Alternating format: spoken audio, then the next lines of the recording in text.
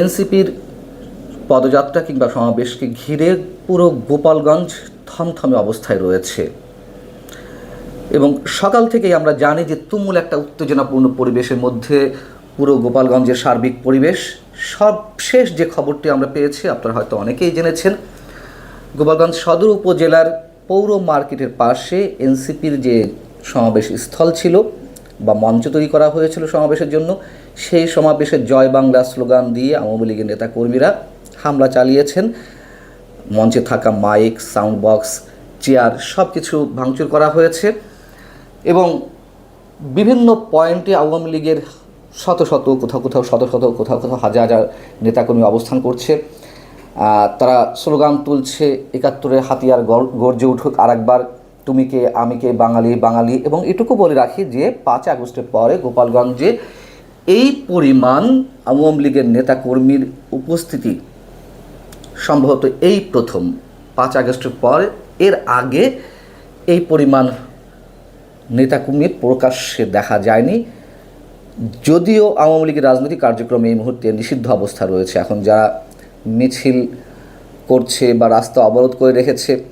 সবচেয়ে বড় কথা যে গোপালগঞ্জের সমাবেশ স্থলে পদযাত্রা নিয়ে যে রুট দিয়ে এনসিপির নেতাকর্মীদের আসার কথা ছিল, অর্থাৎ বরিশালের গৌরনদী এবং গোপালগঞ্জের কোটালীপাড়া সড়ক, এই সড়কে সকাল থেকেই আওয়ামী লীগের হাজার হাজার নেতাকর্মী অবস্থান করছে। তারা রাস্তা ব্যারিকেড দিয়ে রেখেছে এবং এটাও তো নিশ্চয়ই আমরা জানি যে সকালে পুলিশের একটি গাড়িতে অগ্নিসংযোগ করা হয়েছে, ভাঙচুর করা হয়েছে, ৩ পুলিশ সদস্য আহত হয়েছেন।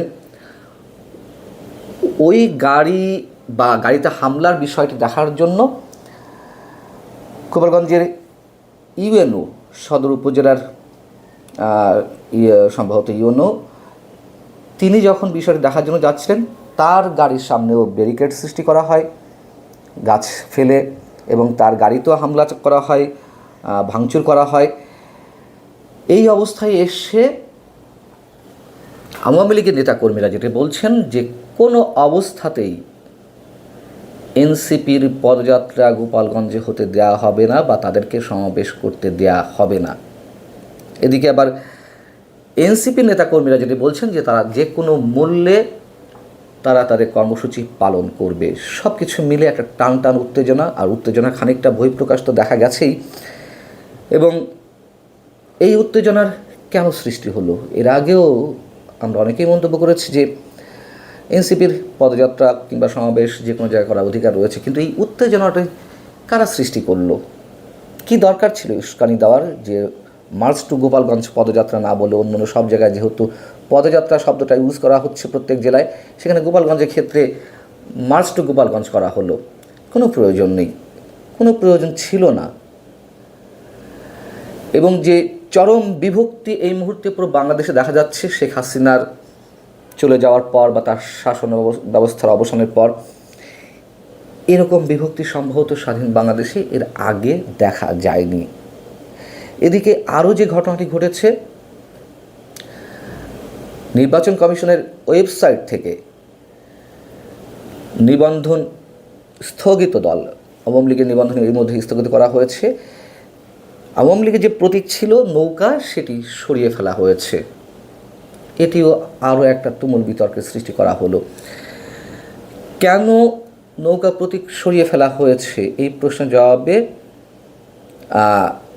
ইসি সচিবালয়ের সিস্টেম ম্যানেজার মোহাম্মদ রফিকুল হক যেটি বলছেন, ঊর্ধ্বতন কর্তৃপক্ষের নির্দেশে নৌকা প্রতীক সরিয়ে ফেলা হয়েছে। তবে আওয়ামী লীগের নাম রয়েছে, আওয়ামী লীগের নামের পাশে সেখানে ব্র্যাকেটে স্থগিত লেখা রয়েছে। সরকারের অন্যতম উপদেষ্টা, খুব প্রভাবশালী উপদেষ্টা এবং ছাত্র প্রতিনিধি হিসেবে যিনি আছেন আসিফ মাহমুদ সজীব ভুঁইয়া, তিনি মঙ্গলবারই তার ফেসবুকে উল্লেখ করেছিলেন যে অভিশপ্ত নৌকা মার্কাটাকে আপনারা কোন বিবেচনায় আবার শিডিউলভুক্ত করতে আইন মন্ত্রণালয়ে পাঠালেন? কারণ এর আগে এনসিপির পক্ষ থেকে দাবি করা হয়েছিল যে নৌকা প্রতীক যেন তুলে নেওয়া হয়। তার জবাবে নির্বাচন কমিশনার আব্দুর রহমান মাসুদ যেটি বলেছিলেন যে প্রতীক কখনো নিষিদ্ধ হয় না।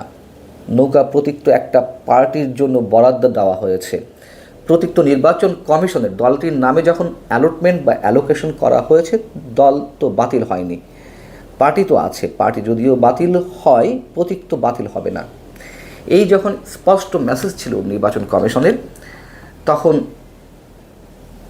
আসিফ মাহমুদ সজীব ভুঁইয়ার একটা স্ট্যাটাসেই নৌকা প্রতীক সরিয়ে ফেলা হলো, এবং নির্বাচন কমিশন তো স্বীকার করে নিয়েছে যে ঊর্ধ্বতন কর্তৃপক্ষের নির্দেশে নৌকা প্রতীক সরিয়ে ফেলা হয়েছে। তার মানে কোনো ধরনের আইনের তোয়াক্কা না করে বা প্রচলিত যে আইন বিধানগুলো রয়েছে সেগুলোর প্রতি সম্মান না করে কর্তৃপক্ষ নির্দেশ দিলেই সেই নির্দেশ নির্বাচন কমিশনও পালন করতে বাধ্য হচ্ছে। অর্থাৎ আগামী নির্বাচন যে কতটা সুষ্ঠু, অবাধ, নিরপেক্ষ হবে, সেই প্রশ্নের জায়গা থেকে নৌকা প্রতীক সরিয়ে ফেলার মাধ্যমে যে দৃষ্টান্ত স্থাপিত হলো, তার উত্তরটি আমরা খুব সহজেই পেয়ে যেতে পারি। এবং এই যে নৌকা প্রতীক সরিয়ে ফেলার যে দাবি আসিফ মাহমুদ সজীব ভুঁইয়ার, যিনি বলছেন যে অভিশপ্ত নৌকা অভিশপ্ত, এই নৌকা প্রতীক নিয়েই তো আওয়ামী লীগ নির্বাচন করে যে নিরঙ্কুশ সংখ্যাগরিষ্ঠতা অর্জন করেছিল 70-এর নির্বাচনে, পাকিস্তানের শাসক গোষ্ঠী সংখ্যাগরিষ্ঠ দলের হাতে যখন ক্ষমতা হস্তান্তর করতে টালবাহানা শুরু করলো, সেই থেকেই তো স্ফুলিঙ্গ থেকে দাবানল ছড়িয়ে পড়লো সারা পূর্ব পাকিস্তানে, এবং তার মধ্য দিয়েই মুক্তিযুদ্ধের যে চূড়ান্ত পথটি তা নির্ধারিত হলো আমাদের জন্য। আওয়ামী লীগকে ফ্যাসিবাদ বলি, স্বৈরাচার বলি, যাই বলি না কেন, আমি আমার ইতিহাসকে কীভাবে অস্বীকার করব, নৌকা প্রতীককে কীভাবে অভিশপ্ত বলবো? মানে এটিও একটা পূর্ব পরিকল্পনা। আমাদের স্বাধীনতা যুদ্ধের, মুক্তিযুদ্ধের কোনো কিছু থাকবে না, কোনো কিছু রাখা হবে না। নৌকাকে অভিশপ্ত প্রতীক বলা হচ্ছে। বলুন না, যা ইচ্ছে আওয়ামী লীগকে বলুন, আমরাও বলতে পারি। এমন তো না যে আওয়ামী লীগ দুধে ধোয়া। আওয়ামী লীগ অবশ্যই স্বৈরাচারী আচরণ করেছে 15 বছরে, কিন্তু আমি তার সাথে সাথে ইতিহাসের সব কিছুকে অভিশপ্ত বলবো, এইগুলো থাকবে না, থাকার কথা নয়। গোপালগঞ্জে শেষ পর্যন্ত কি হয় আমাদের দেখার প্রয়োজন রয়েছে, এবং সেখান থেকে নতুন করে যে কোনো ধরনের সমীকরণ অনেকেই নির্ণয় করতে পারেন।